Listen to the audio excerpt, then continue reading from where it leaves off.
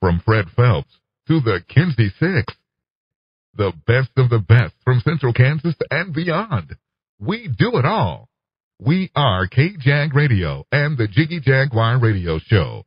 Log on to jiggyjaguar.com and kjagradio.com for more.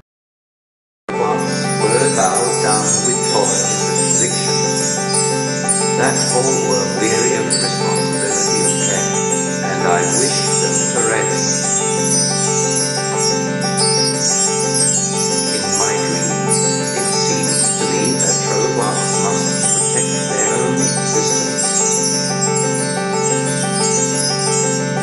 In my dreams, it seemed to me there was neither first nor second.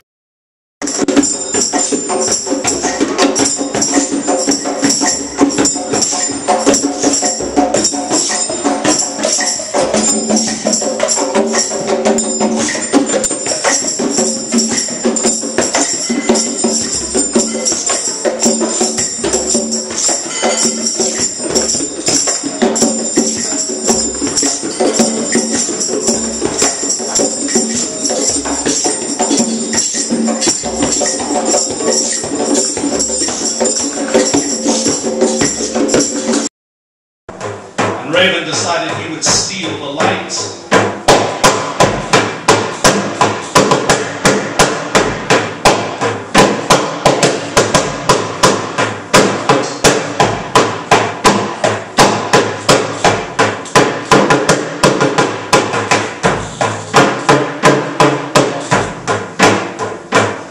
But first he had to figure out how to get into the house. Every day.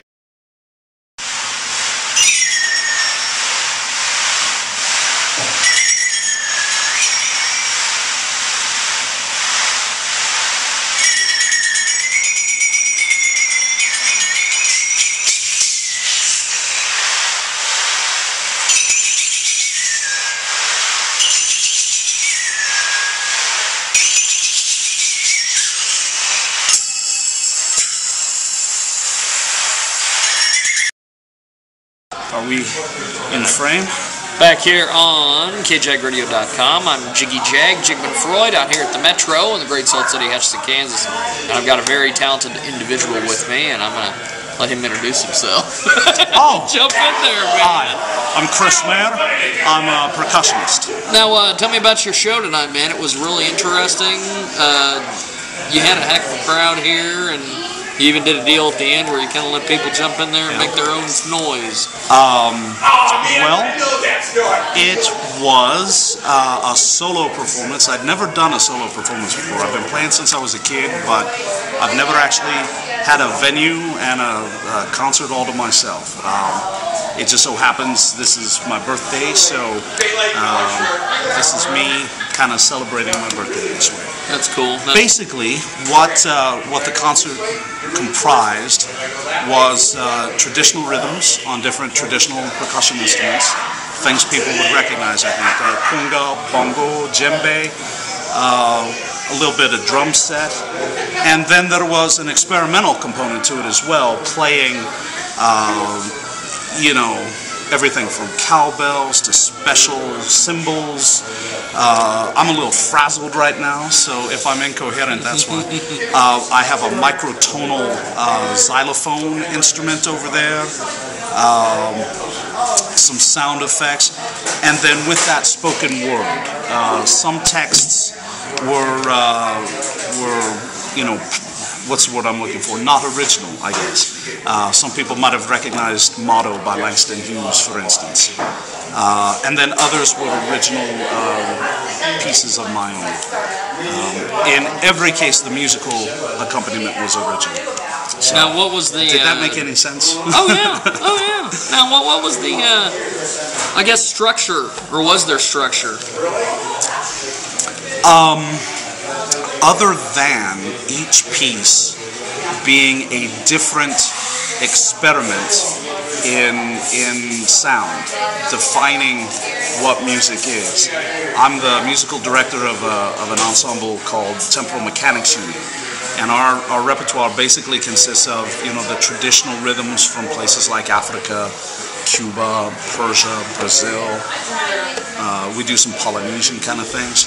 And then we have our experimental phase in which well, for us, experimental music, and for me, experimental music means two different things. There's the way in which John Cage defined it as a composition in which the final performance is not known until it actually happens. So a set of instructions or a particular collection of instruments that are to be played for a certain time period. Each time it will be completely different, as opposed to a fully composed sort of piece that we're mostly familiar with, whether it's orchestral or pop music. But for me, experimental music also means anything that seeks to redefine what music is. So this performance had virtually no melodic components to it at all. Every once in a while had a melodic or harmonic component, but it was primarily rhythm altogether.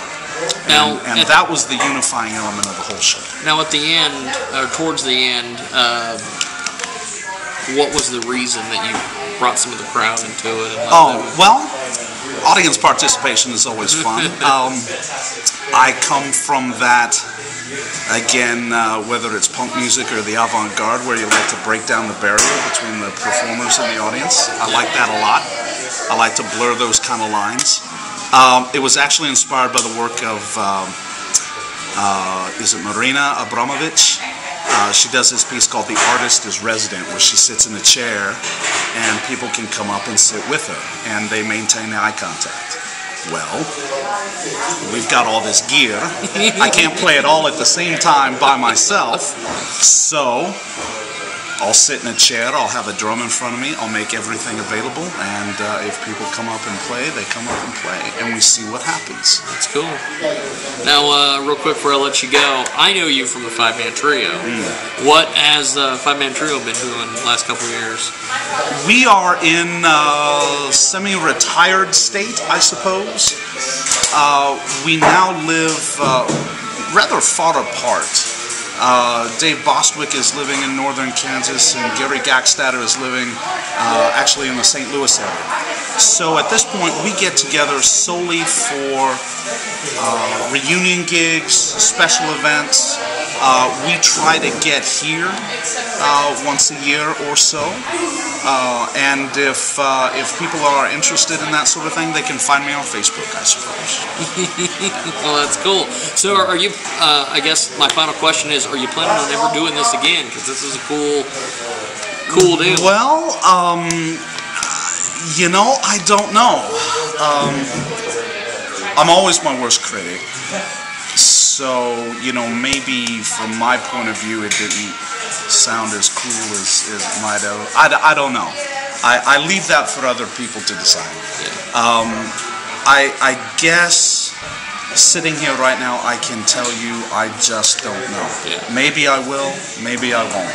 Well, that's cool. We'll see what happens. Well, that's cool. Well, it's good seeing you again. Thank you so much. Thank you. And thanks for watching KJAG Radio. And once having said yes to the instant, the affirmation is contagious.